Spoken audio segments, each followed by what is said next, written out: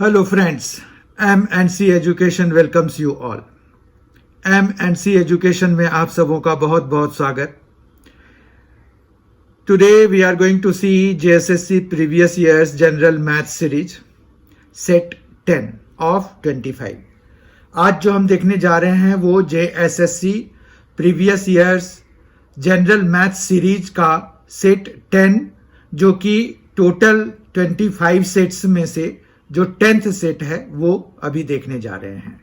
आज का जो पेपर है वो हमने आज के जो क्वेश्चंस हमने जो सेलेक्ट किए हैं वो झारखंड सब इंस्पेक्टर दारोगा पीटी एग्जाम जो कि जिनके पीटी एग्जाम्स जो है डेट बिटवीन 25/8/2017 एंड 6/9/2017 मतलब 25 अगस्त 2017 और 6 सितंबर 2017 के बीच जो एग्जाम हुए थे उन्हीं में से ये सेट लिया गया है. उनमें से जो एक किसी शिफ्ट में जो है दरोगा पीटी का जो एग्जाम हुआ था उसी का हमने पूरा पेपर जिस पेपर में मैथ्स के जितने भी क्वेश्चंस आए थे वो सारे अभी हम डिस्कस करने जा रहे हैं.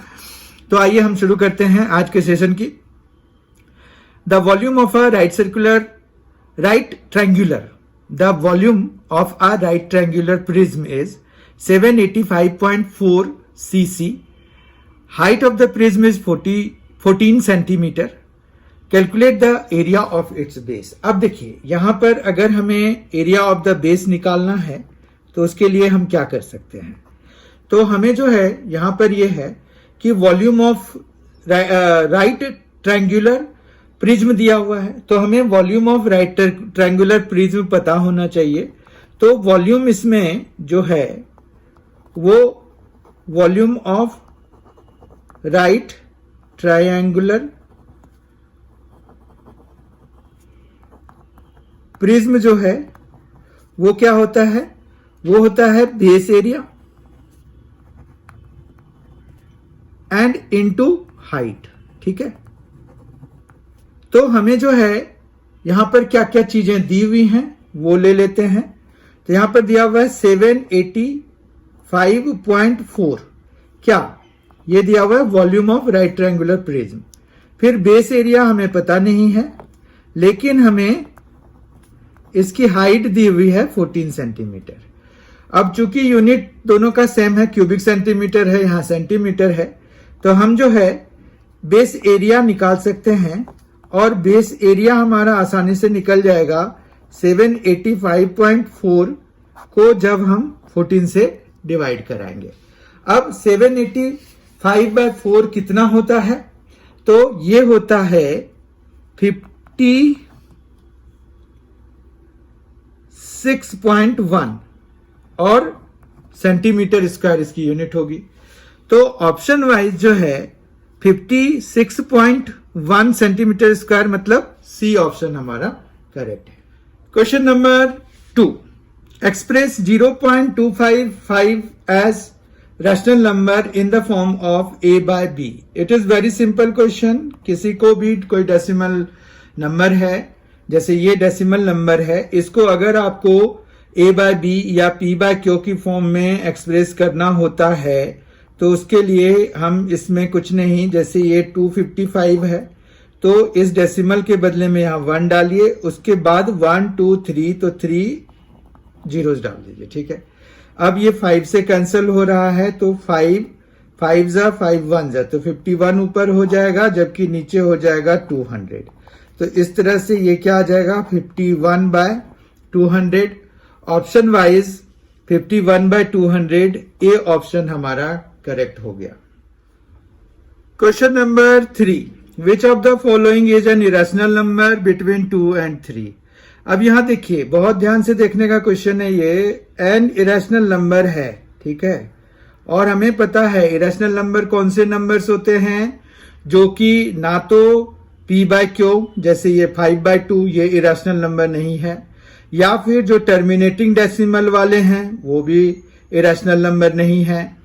तो यहां पर जो है इरेशनल नंबर सिर्फ √6 ही है. ठीक है, और fourth option all A, B and C है.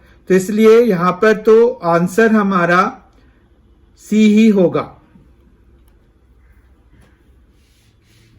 फिर भी हम वेरीफाई कर लेते हैं कि ये जो है √6 हमारा 2 और 3 के बीच में लाई कर रहा है कि नहीं कर रहा है। तो उसके लिए 6 का स्क्वायर रूट निकालना पड़ेगा। अब सिंगल टर्म है तो ये देखिए स्क्वायर रूट निकालने का प्रोसीजर है। तो हम जो है यहाँ पर कैंसिल कराना चाहते हैं। तो जैसे हमने यहाँ पर 2 लिखा, क्योंकि 3 3 9 हो जाता है जो कि 6 से बड़ा है, तो 2 2 4 हो गया। यहाँ पर 2 आ गया, यहाँ पर 2 + 2 हो जाता है ना, 4 हो गया। ठीक है, ये समझ रहे हैं, ये प्रोसीजर है उसको निकालने का। अब ये 4 तो इस 2 से बड़ा है, तो हम यहाँ डेसिमल लगा के 2 जीरोज लगा देंगे। ठीक बात है। उसके बाद हम क्या करेंगे, यहाँ पर कोई नंबर लिखेंगे। अब 5 तो लिख नहीं सकते क्योंकि 45 5 200 से बड़ा हो जाएगा।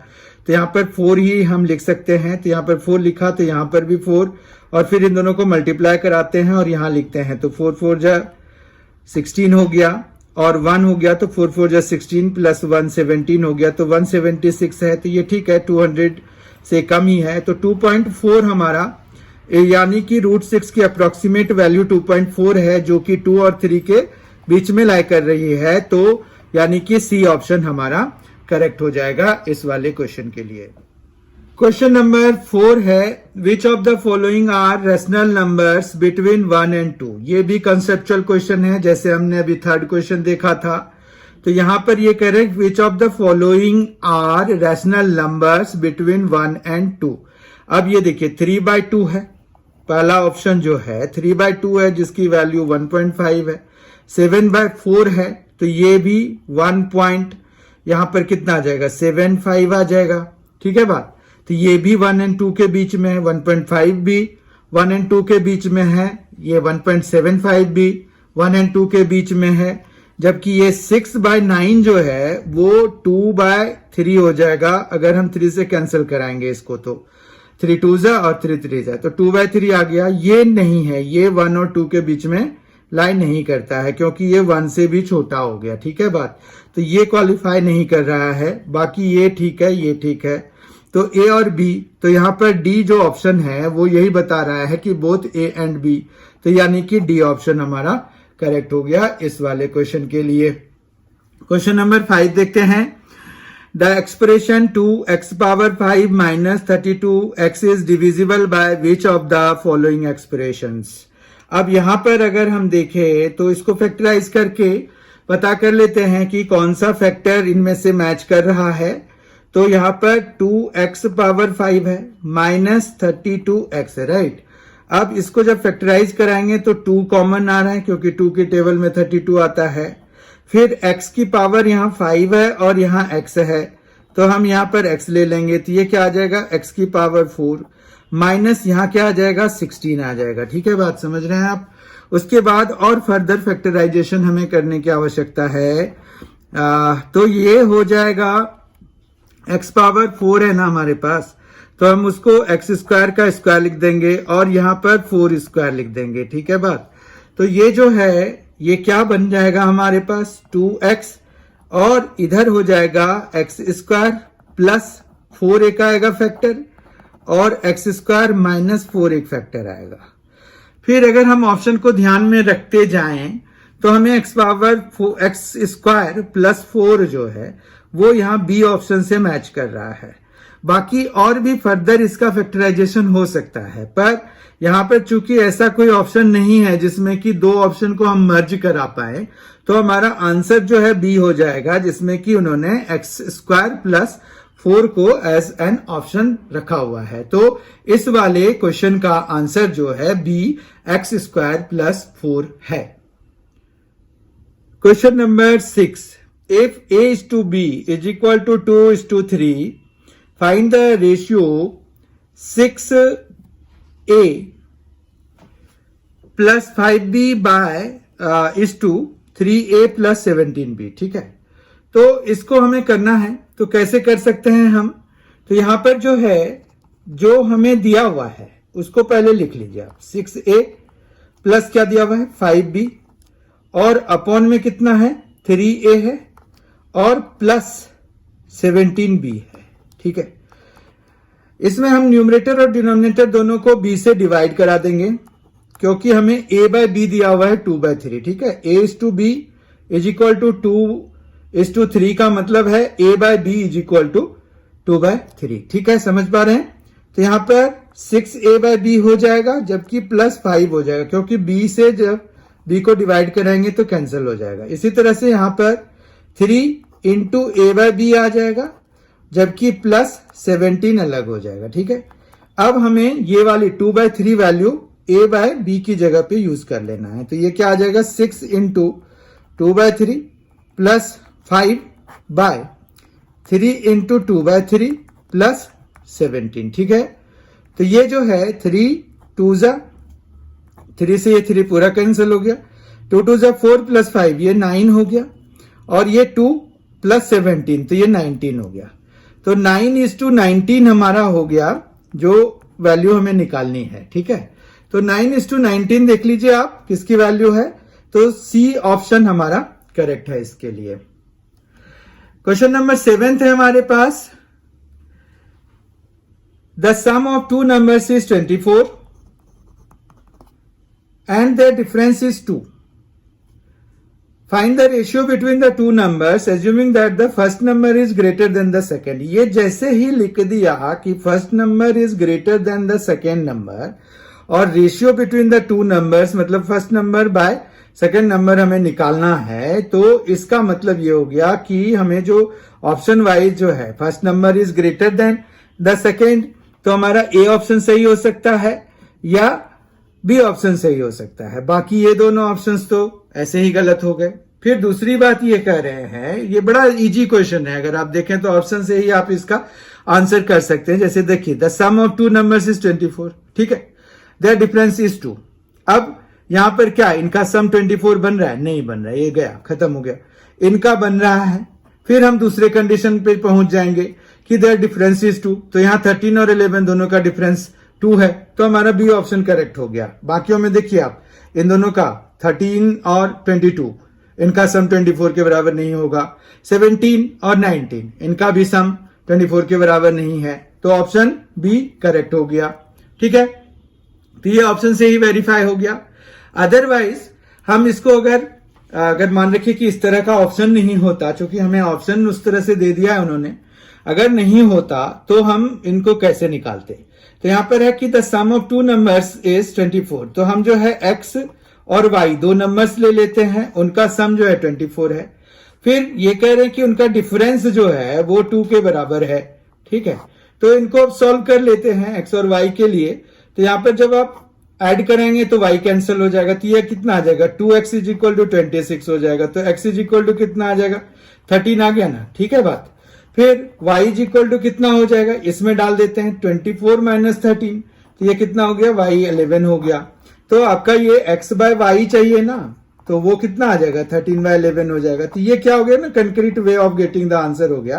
पर अगर कुछ ऐसे आते हैं जिनको कि ऑप्शन से हम निकाल सकते हैं, तो हम ऑप्शन वाइज ही निकाल लेते हैं, क्योंकि हमारा टाइम बच जाता है, ठीक है। तो इस तरह से हमने दोनों ही तरीके डिस्कस कर लिए क्वेश्चन नंबर 7 के लिए, जिसमें कि हमने एक तो ऑप्शन से देख लिया कि भाई क्या क्या चीजें मतलब जो सेटिस्फाई हो रही थी उस हिसाब से, और एक हमने way of getting the answer, क्योंकि अगर ऑप्शन हमारा कई बारी काफी क्लोज दिया होता है तो उस केस में फिर हम क्या करेंगे, तो हमें जब तक मेथड पता नहीं होगा तो हम नहीं निकाल पाएंगे, ठीक है। क्वेश्चन नंबर 8 देखते हैं। तो यहां पर है कि find the fourth proportion of 30, 50 and 60। अब फोर्थ प्रोपोर्शन का क्या मतलब है, आपको फोर्थ प्रोपोर्शन का मतलब पता होना चाहिए। तो फोर्थ प्रोपोर्शन का मतलब है कि जैसे देखिए ये 30 है 50 है, तो 30 बाय 50 जो भी है वही आपका 60 बाय वो नंबर होना चाहिए। ये देखिए फोर्थ पोजीशन पे है, तो this is the fourth proportion of that series, ठीक है। तो यहां पर जो है अब बस सॉल्व कर देना है, ये कैंसिल हो गया, तो हमारा यहां पर क्या हो जाएगा x इज इक्वल टू 60, तो ठीक है, ये 5 इधर चला जाएगा और अपॉन में क्या आ जाएगा 3 आ जाएगा। तो इस तरह से 3 20 टाइम्स में 60 को कैंसिल करा देता है, तो ये x की वैल्यू क्या आ रही है 100। तो ऑप्शन वाइज सी ऑप्शन हमारा, सी नहीं बी ऑप्शन हमारा करेक्ट हो जाएगा, ठीक है। आप देखिए सी में तो 300 है, तो ये बी 100 करेक्ट हो जाएगा। ठीक है, फिर क्वेश्चन नंबर 9 देखते हैं। Which of the following are the rational numbers between 4 and 5। फिर से ये क्वेश्चन जो है, इस तरह का क्वेश्चन इसी सेट में पहले भी आया हुआ है। ठीक है, तो इसमें मतलब रैशनल नंबर बिटवीन 4 and 5 करना है। वहां पर कुछ 1 और 2 इस तरह का था, या 2 और 3। तो यहां पर देखिए, which of the following are rational numbers between 4 and 5। यहां पर है कि कौन कौन से हैं जो कि 4 और 5 के बीच में है और रैशनल नंबर है। सबसे पहली बात, ये सारे ही रैशनल नंबर्स हैं, कोई दिक्कत नहीं है इसमें। ठीक है, उसके बाद अगर देखिए तो ये 17/4 अगर करा रहे हैं तो कितना आ रहा है, ये 4.25 आएगा। ठीक है, यहां पर 8 कराएंगे तो 4 अब यहां पर 3 बच गया, तो 3 से कितना आ जाएगा, 3 और 7 और 5, तो 4.375 आ जाएगा।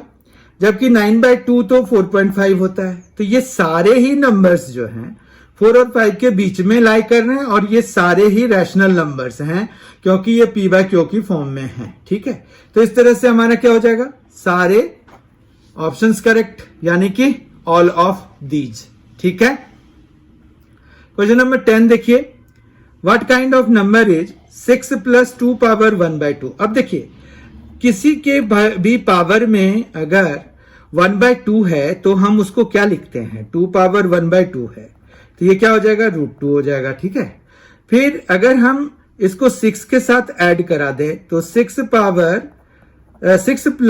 2 पावर 1/2 जो है वो 6 + √2 के बराबर है। तो ये √2 जो होता है ना, वो इरेशनल नंबर होता है। ठीक है, ये इरेशनल नंबर होता है। 6 जो है वो रैशनल नंबर है, लेकिन हमें एक रूल है जिसके हिसाब से कि sum of a rational and an irrational is an irrational number. तो दैट मीन्स 6 + √2 कौन सा नंबर हो गया, इरेशनल नंबर हो गया, यानी कि बी ऑप्शन हमारा करेक्ट हो जाएगा इसके लिए।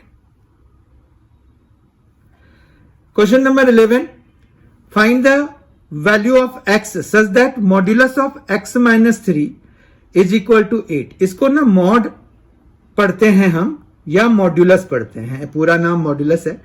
तो ये mod of x - 3, mod of x - 3 कह लीजिए या मॉड्यूलस ऑफ x - 3 कह लीजिए, तो बोलचाल में मॉड ही ठीक रहता है।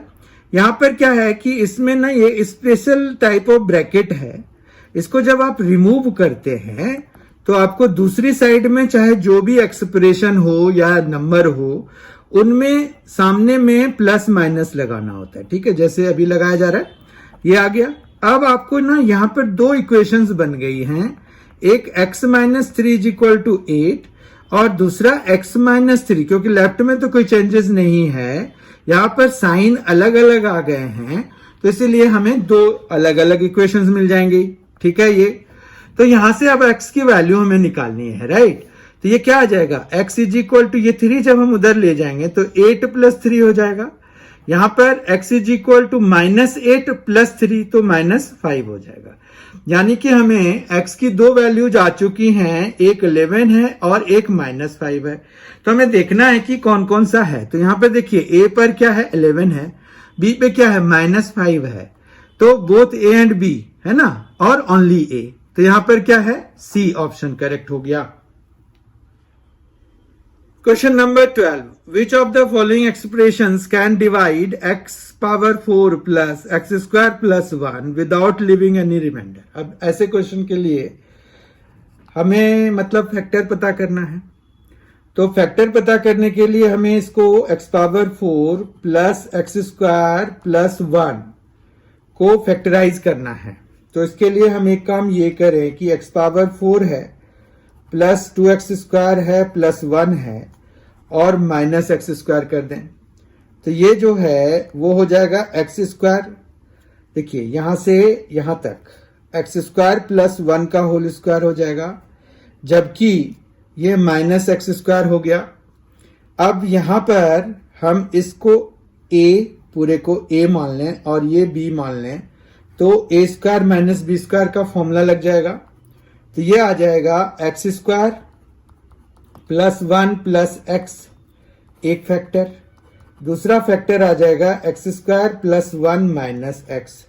ठीक है, अब अगर हम जाएं ऑप्शन पर चेक करने के लिए तो ये देखिए पहला वाला option x square plus x plus 1 वही है। ये यहाँ पर ऑर्डर थोड़ा चेंज है पर दोनों का मीनिंग तो सेम ही है, तो ए ऑप्शन हमारा करेक्ट हो गया। क्योंकि इसमें और मल्टीपल ऑप्शन वाला कोई ऑप्शन नहीं है तो यानी कि ए ऑप्शन हमारा करेक्ट हो जाएगा। क्वेश्चन नंबर 13 देखते हैं, which of the following is a zero of polynomial. अब जीरो ऑफ पॉलिनोमियल के लिए हमें क्या करना होता है, फैक्टराइज करना होता है अगर वो क्वाड्रेटिक है। बेसिकली हमें कोई भी पॉलिनोमियल का अगर जीरो पता करना होता है तो what we do, we equate that polynomial to zero and then we obtain the value of x. अब यहां पर भी we will do the same thing, हम वही काम करेंगे। यहां पर क्या करेंगे, एक्स स्क्वायर है प्लस 6x है प्लस 25 है और ये इक्वल टू 0। अब यहां पर अगर आप देखिए तो हम इसको देखिए कंप्लीशन ऑफ स्क्वायर से करने का कोशिश करते हैं। तो एक्स स्क्वायर प्लस 6x है, इसका आधा कितना हो गया 3, तो हम जो है यहां पर 9 प्लस कर देते हैं और 9 ही माइनस भी कर देते हैं। ठीक है, ताकि हमारा कंपनसेशन हो जाए। तो ये जो है यहां से यहां तक कंप्लीशन ऑफ स्क्वायर हो गया, तो वो क्या आया, x प्लस 3 का होल स्क्वायर आया। ठीक है, कोई दिक्कत नहीं है। फिर यहां पर क्या आया, प्लस 16 आ गया, इक्वल टू 0 आ गया। अब यहां देखिए क्या बना, x प्लस 3 होल स्क्वायर को लेफ्ट में छोड़ दीजिए और प्लस 16 को जब आप राइट साइड में ले जाएंगे तो ये हो गया माइनस 16। अब चूंकि किसी का स्क्वायर जो है वो नेगेटिव है तो वो रियल नंबर तो नहीं बनेगा। ठीक है, जबकि यहां ऑप्शन देखिए -3 है, -2 है, 2 है, तो सिंपल सी बात है कि नन ऑफ दीज इसका आंसर हो जाएगा। ठीक है, अब इसको और दूसरा ये थोड़ा सा हो गया कि जो हमें पॉलिनोमियल का अगर प्रायर नॉलेज है तो हम पता कर सकते हैं, नहीं तो दूसरा तरीका भी है जिसमें कि आप इन सभी चीजों से बच सकते हैं। मतलब you need not to get the factors and anything. आपको क्या करना है, उसमें ऑप्शन में से जैसे -3 है ना, -3 उठाइए, इसमें डालिए। अगर वो राइट हैंड साइड, मतलब राइट हैंड साइड में क्या 0 है, यहाँ पर तो राइट हैंड साइड है भी नहीं, हमें जीरोस निकालना है, तो हम इसमें पुट कर देंगे -3। ठीक है, अगर जो आउटकम है वो 0 के बराबर हो गया तो वो उसका 0 है, मतलब इस वाले पॉलिनोमियल का 0 है, नहीं तो नहीं है। तो -3 डालिए, यहां पर देखिए क्या आ रहा है, ये चूंकि स्क्वायर है तो यहां पर क्या आ जाएगा, 9 आ जाएगा, यहां पर क्या आ जाएगा, -18 आ जाएगा और ये प्लस 25 है, तो 25 प्लस 9 तो ये तो कुछ और हो जाएगा। तो इस तरह से नन ऑफ दीज ही हमारा आंसर बनेगा, क्योंकि -2 भी डालेंगे तो भी नहीं आएगा, 2 भी डालेंगे तो भी ये 0 नहीं आएगा, 2 डालेंगे तो सारा पॉजिटिव हो गया, -2 डालते हैं तो ये 4 है, ये -12 है और ये 25 है, 25 प्लस 4 29 हो जाएगा, -12 भी कराएंगे तो हमारा जो है वो 0 के बराबर तो नहीं आएगा। तो इस तरह से नन ऑफ दिस इसके लिए करेक्ट है। क्वेश्चन नंबर 14 देखिए, find the value of k so that x plus 1 and x minus 1 are factors of x power 4 plus k x cube plus 2 x square minus 3x plus q। ठीक है, तो अब इसके factors चाहिए अगर, तो by factor theorem, हमने 9th class में एक फैक्टर थ्योरम किया होता है मैथ्स में, तो उसके हिसाब से ये है कि अगर x प्लस 1 इसका फैक्टर है तो अगर हम इसमें x इज इक्वल टू क्या हो जाएगा, अगर हम इसको 0 से इक्वेट कराएंगे, देखिए x प्लस 1 है ना, उसको इक्वल टू 0 कराइए तो ये क्या आ जाएगा, x इज इक्वल टू -1 आ जाएगा। अब जो भी हमें पॉलिनोमियल दिया हुआ है अगर हम उसमें -1 डाल देंगे तो ये क्या, तो ये आ जाएगा -1 की पावर में 4। ठीक है, उसके बाद प्लस k इंटू -1 का क्यूब प्लस 2 इंटू -1 का स्क्वायर -3 इंटू -1 प्लस q, और ये किसके बराबर होना चाहिए, वो 0 के बराबर होना चाहिए। ठीक है, तो इस तरह से -1 की पावर 4 में कितना हो जाएगा, 1 हो जाएगा। ये -1 का क्यूब है, k से मल्टीप्लाइड है तो -k हो जाएगा, ये 2 के बराबर हो जाएगा, ये +3 हो जाएगा और ये +q हो जाएगा। ठीक है, और ये इक्वल टू 0 है, तो यहां से जो है -k +q ये हो गया 3 + 2 5, 3 + 2 5 + 1 6, तो वो उधर जाके -6 के बराबर हो जाएगा। तो ये इक्वेशन 1 हम सपोज कर सकते हैं। फिर हमें x-1 के लिए क्या मिल जाएगा, 1 मिल जाएगा। x-1 को जब हम 0 से इक्वेट कराएंगे तो x = 1 मिल जाएगा। इससे जब हम 1 की पावर 4 प्लस k × 1 प्लस 2 × 1 का स्क्वायर -3 × 1 और प्लस q जब लेंगे तो वो भी इक्वल टू 0 होना चाहिए। ठीक है, तो ये आ जाएगा 1 प्लस ये आ जाएगा k, फिर ये आ जाएगा +2, फिर ये आ जाएगा -3, ये आ जाएगा +q इक्वल टू 0। ये समझ में आ गया। तो यहां से जो है हमें क्या मिल गया, k + q जो है, k + q, और फिर ये 1 + 2 और -3, तो ये कैंसिल ही हो गया, तो k + q = 0 हो गया। तो इसको हम दूसरा इक्वेशन सपोज कर सकते हैं। अब आप यहां देख लो कि वैल्यू किसकी निकालनी है, k की निकालनी है ना, तो हम q को गायब करने की कोशिश करते हैं। तो हम ऐसा करते हैं कि यहां पर जो है q = क्या है, -k के बराबर हो जाएगा। यहां से 2 से देखिए आप, k + q जो है =0 है, तो q = क्या हो जाएगा, -k हो जाएगा। तो यहां डाल देते हैं, तो ये आ जाएगा -k, एक और -k और -6, तो ये क्या आ गया, -2k = -6, तो k = कितना आ गया, 3। तो हम देख लेते हैं ऑप्शन में k की वैल्यू 3 किस पर है, तो ये जो है बी ऑप्शन हमारा करेक्ट हो जाएगा इसके लिए। क्वेश्चन नंबर 15 देखते हैं। क्वेश्चन नंबर 15 में है, इफ ए एक सेट दिया हुआ है जिसमें 3 एलिमेंट्स हैं 1 2 3, ठीक है, 1 2 3 3 एलिमेंट्स दिए हुए हैं, and sum of the terms of a cross b are this, 1 4 है, 2 5 है और 3 4 है। ये देखिए a क्रॉस b क्या है, basically Cartesian product of 2 sets होता है ये, ठीक है।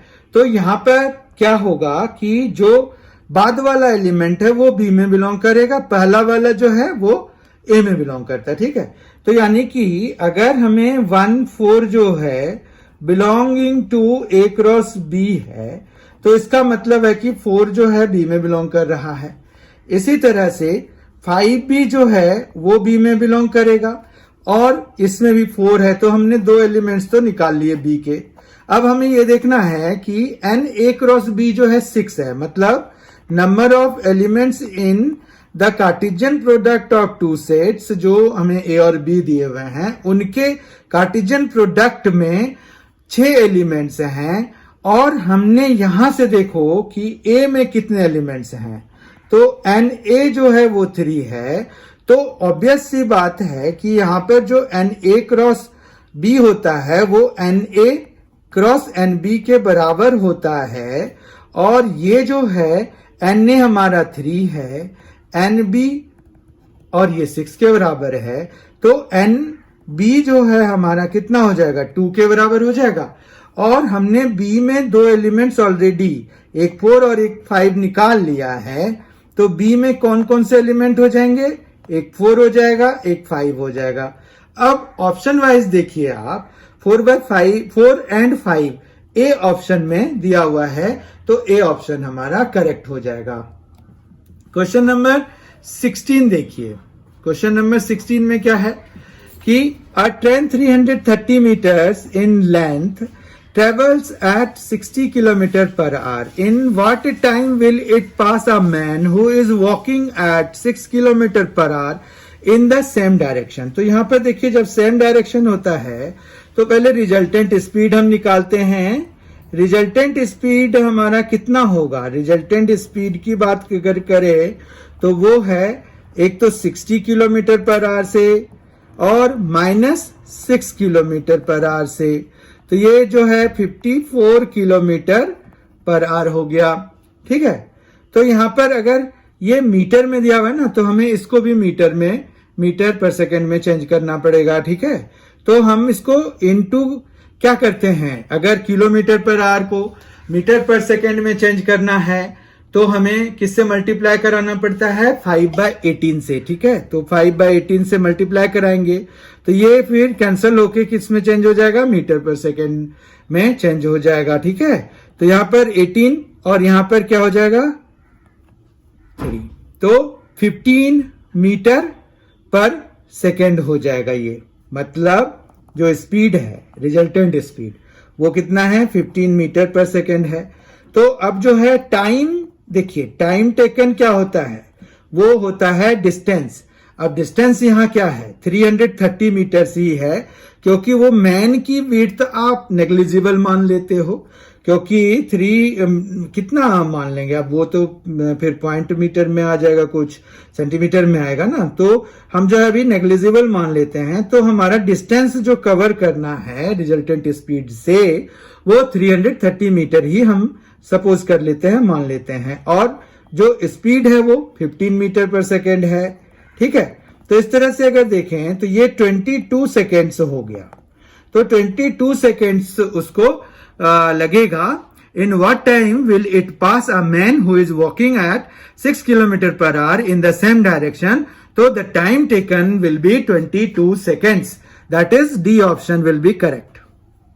17th question is, if A can do a piece of work in 10 days, B can do it in 12 days, and C can do it in 15 days. In how many days will the work be completed if they work together? Very easy question.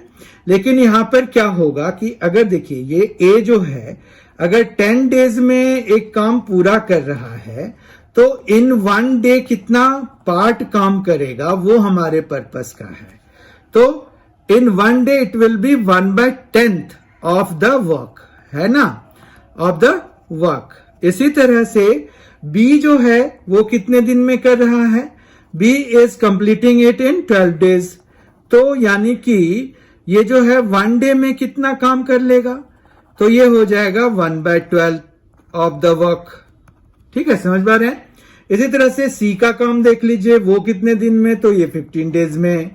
ठीक है, तो यहां पर इन 1 day कितना हो जाएगा, ये 1/15 of the work हो जाएगा।